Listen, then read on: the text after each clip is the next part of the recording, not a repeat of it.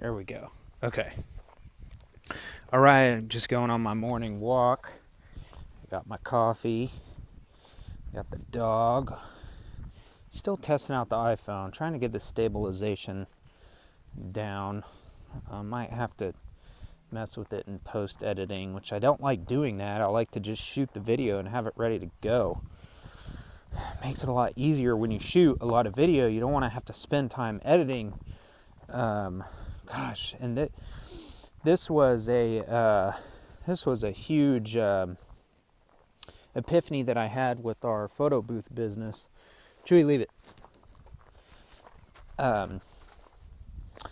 That I notice a lot of photographers run into, and that is they will have a moment where they realize, man, my time's valuable.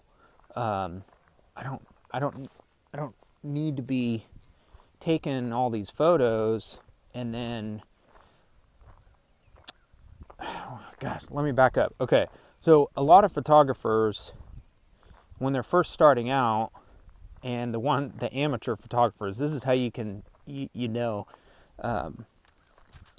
if they've been around, and that is, a lot of it is in the prep. And so a lot of photographers that are so time pressed to get to their next shoot, to get to the next event, to do the next session that day, they will quickly take photos. And don't get me wrong, they'll take really good photos.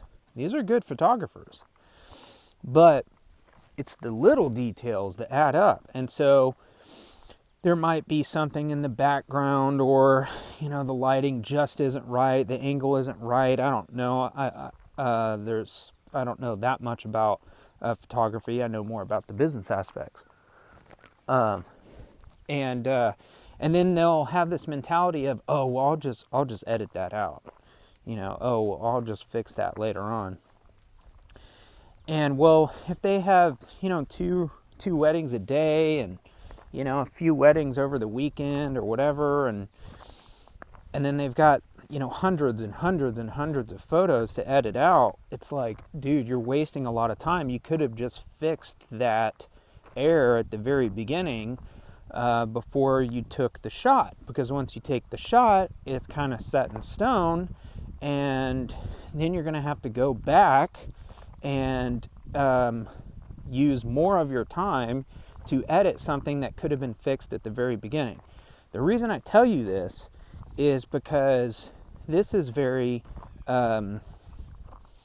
symbolic to lots of other things in life. Just like the gardening video that I made about the importance of getting your soil right, the importance of planting your seeds right, and trying to aim as well as you can at the beginning, because that's going to determine, not 100%, but it will determine factors later on.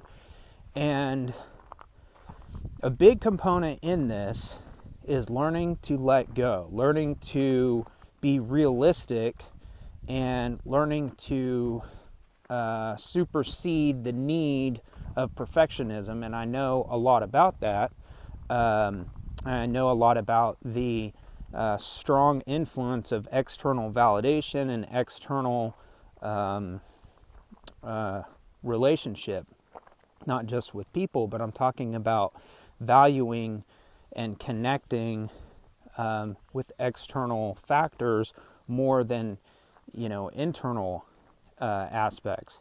And so at some point in time, people get to the level of awareness and realization that they see that time is extremely important, and it's very, very valuable, and it's something that you don't get back, and it's something you have to appreciate quite a bit. And so if you can just spend an extra second or two before you pull the trigger to ensure that you don't have to spend hours of wasted time later on, it's a worthwhile pursuit to consider that. But the most important aspect is not to fixate or get stuck in the analysis before action is deployed. And a lot of very intelligent, a lot of very smart people miss that part, and they get too caught up in their head before they even deploy anything, and they think that they have experienced action and manifesting their desired intentions when they really haven't. They are just at step 1 of a 10-step process, or 3 or 4-step process, whatever, but they're just starting. They haven't even started yet. Man, I need some more coffee. Bye-bye.